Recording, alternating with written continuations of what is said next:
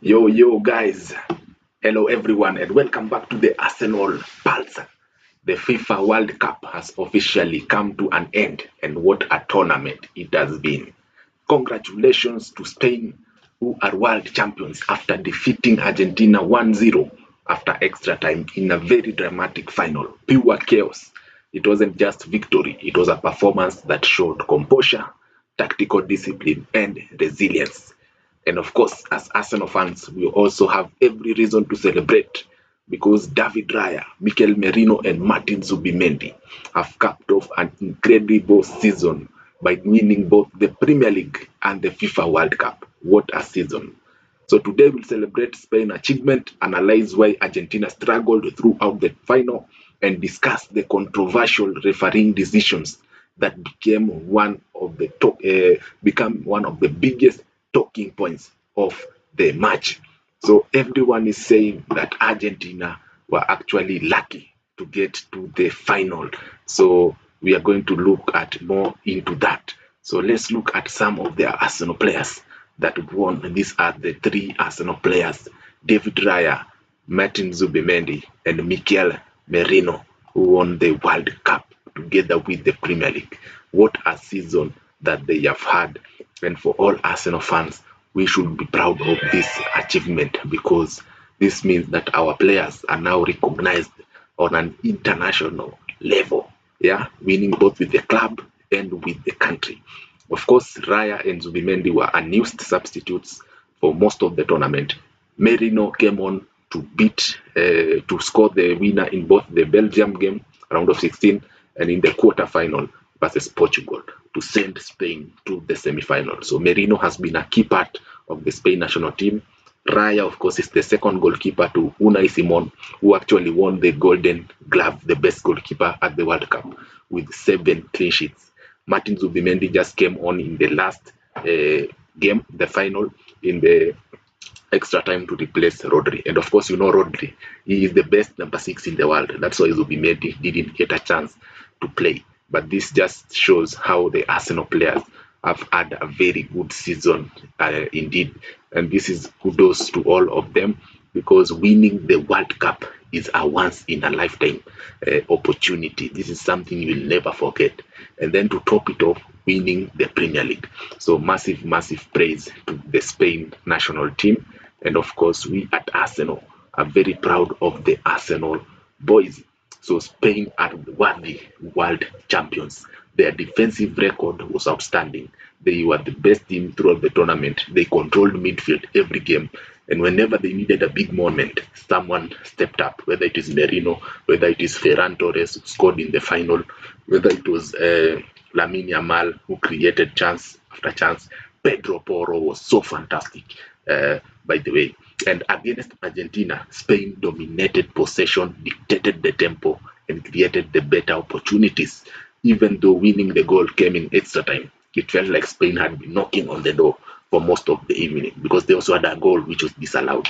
This wasn't luck, this was a reward of consistency by the Spanish players. Even if we look at the statistics just show that Spain deserved to win.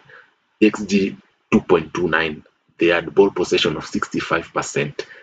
They had 20 shots on target, 20 shots in total, 12 shots on target, 4 big chances created, 9 corner kicks, and you can see they had 0 yellow cards, 0 red cards. They were absolutely phenomenal in that game. And of course, Argentina will be ruining themselves because they did not play to the standard that we expect Spain to play. We know, Argentina, because we know Argentina have Messi. They have some of the best players in the world of football. But according to yesterday's performance, it was not good enough. Spain dominated and they fully deserved to win this World Cup. So these are some of the images of the Arsenal players. David Raya, who came off winning the Premier League, the Golden Glove 3 times in a row, and now the World Cup. You cannot ask for more if you are a player winning the World Cup. Merino there, he has been a clutch player for Spain throughout the tournament. Zubimendi has not been used so far, but he has also shown that he's reliable when he's called upon.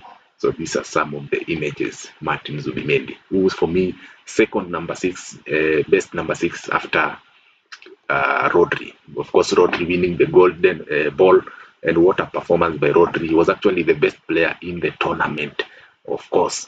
So this is very, very good performance by all the Arsenal players. So regarding uh, Argentina, why did they struggle?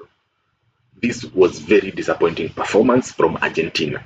Throughout the tournament, we have seen them rely on late goals and dramatic comebacks. That resilience carried them into the final, but against a side as organized as Spain, it was simply wasn't enough.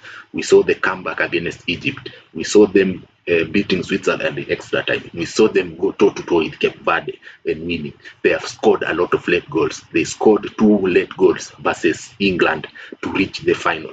So Spain were just too good for them. It was all about Spain being aggressive. They controlled the midfield and they limited Argentina at attacking opportunities. 0 shots in 90 minutes. It was the worst performance by Argentina in a World Cup final, even by any team. There's no team that has ever failed even to register a shot in 90 minutes, even a shot on target. So the defending champions never looked comfortable in possession. They were losing balls everywhere. Their midfield was disorganized. And Spain playing their diamond of Olmo, Fabian Ruiz, Oyarzabal, and Rodri. That diamond is able to control midfield because it creates a 4 versus 3 situation or 4 versus 2. So they struggled to build sustained attacks, Argentina, and they were second best for long periods. Actually, Spain were just too good the entire game, even in extra time. Yeah. So sometimes in football, you have to admit when the better team wins. And tonight, Spain were clearly the better side. That is something that we as football fans can all agree that Spain were just too good for Argentina. Argentina really, really struggled to put a mark on the game. And honestly, I have to say, Messi ghosted the final. He ghosted. He had no shot on target. He didn't create anything meaningful. They just tried to get into the players' heads. To get into the players' heads of Argentina, and that was not good enough. I expected more from Argentina, but they found a team that was just too good for them.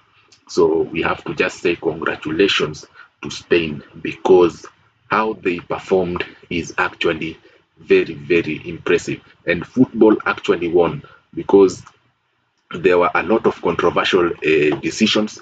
The referee looked like he was biased. There was plenty of fouls on the Spanish players, and we need also to look at why the referee did not control that game because the Argentina players they were thugs. They were playing like they don't want to play football. It was anti-football. It was just cause chaos all over the place. So we have to look at the officiating because there were several moments that frustrated fans from both sides. There were challenges that many supporters felt they deserved stronger punishment. The tackle by McAllister, the elbow on Cucurella, while some decisions left players and coaches frustrated. Yeah, the officiating was not good enough. We at least needed to see 2 or 3 red cards on the Argentina side. Paredes should have been sent off or given a second yellow card. We saw Enzo Fernandez getting sent off, but I think he should have been sent off even earlier. Argentina were too aggressive. It was very controversial. But across the 120 minutes, Spain were the superior team, and we all have to agree on that. Yeah. So the World Cup is now over. Now we shift our focus back to club football. So let's look at this today's news that the Arsenal players are now getting back in the training. They're returning to training. We can see the likes of Skelly. We can see the likes of Miles Lewis Skelly. Let me see the these are the Arsenal players. They are now back in training. Skelly, you have Calafiori, Mosquera. Most of them they were not part of their national teams. Gabriel Jesus, there is back. Yeah, so you can see they enjoyed their summer. Julian Timber, Ben White, Reis Nelson, Ethan Waneri, And honestly, I'm very excited for the season that is coming up. We are almost a month away from the first game on August 21st. We're actually 1 month away because we'll be facing Coventry City on Friday, August 21st in the first game. So you have the likes of Timber all back and fit. So this is what we need to see, our players coming back in the best shape possible to help us go on the title defense, which is very difficult. Winning the Premier League is difficult. Now imagine going on a title back-to-back defense. So that is something that we are looking forward to. And honestly, I can't wait for the new season to start. So for Arsenal, this is an exciting moment. The transfer window is heating up. We have already signed Christopher Zolis. Morgan Rogers has gone to Chelsea. So pre-season is around the corner and expectations are higher after last season's success. We reached the Champions League final. We reached the Carabao Cup final, won the Premier League and reached the FA last 8. So here at the Arsenal Pulse, will continue bringing you transfer news, tactical analysis, match previews and everything Arsenal as we build towards another huge campaign and hope it will be historic like the last one. So congratulations once again to Spain, worthy world champions. Congratulations as well to Arsenal players David Raya, Mikel Merino, Martín Zubimendi on an unforgettable season. They performed well. And also commiserations to Argentina, who simply could not find their best football on the biggest stage. So now I want to hear from you guys. Did Spain deserve to win the World Cup? Who was your player of the tournament? Which player, Arsenal player, impressed you the most? For me, it was Merino. The 2 knockout goals he scored, too huge. So if you enjoyed today's analysis, don't forget to like the video, subscribe to the Arsenal Pulse, and turn on the notifications because we have a huge summer ahead covering Arsenal transfer news and the build up to the new season. So it will be a very interesting season regarding transfers, regarding you can see clubs are already moving. So it will be a huge summer. Like, share, subscribe to the Arsenal Pulse. We shall be giving all the latest. You can see Aston Villa have signed João Gomez, Ipswich have signed Diop. So all the transfer news, I will be telling you what happened. Aston Villa completing Wolves midfielder João Gomez for £35 million after they sold Yuri Tillemans, and Morgan Rogers is going to Chelsea. So Moroccan centre back Issa Diop reaching an agreement with Ipswich Town. Jack Grealish still on loan at Everton, so he's about to decide his future. Looking at Chelsea, they are looking at Macron, Crystal Palace move for Macron's Lacroix.